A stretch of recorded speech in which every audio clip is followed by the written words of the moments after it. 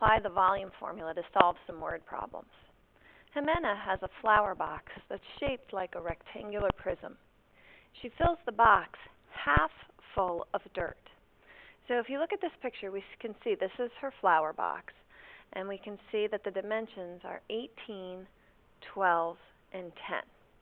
Now, in order for us to figure out how much dirt is in the box, the first thing we need to do is determine the volume of the entire box.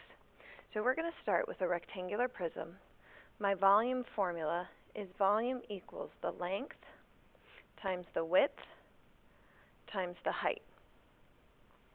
So looking at my picture, I can see that my length is 18 inches, so it'll be 18 times my width, which is 12 inches,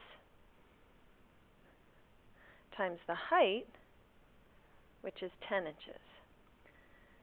So I'll grab my calculator here really quickly, and I will do 18 times 12 times 10, and I find that my answer is 2,160. So the volume of this rectangular prism is 2,160 cubic inches. Now that would be to fill the entire box filled with dirt, but I don't want to fill the entire box.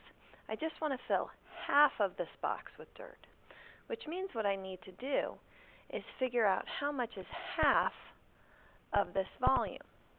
Okay, half of the volume. So what I'm going to do is I'm going to find 1/2 of 2,160 cubic inches.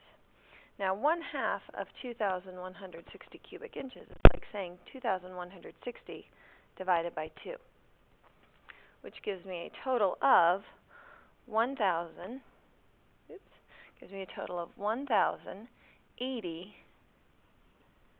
cubic inches of dirt. Okay, because I took the entire volume and then I found half of it because it was half filled with dirt. Now let's look at a second example here. In this case, Sarah has a vase that's shaped like a rectangular prism, and it's 1/4 full of water. So again, the first thing I'm going to do is find the volume of the entire vase, and then find the volume of the water, which is 1/4 of the full vase.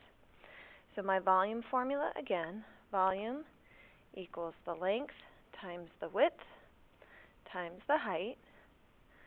So my volume is going to equal the length of this, which is 6, times the width, which is also 6, times the height, which is 12. So 6 times 6 times 12, we'll grab our calculator, and we'll do 6 times 6 times 12, and find that the volume of this vase is 432. So the volume of the entire vase is 432 cubic inches.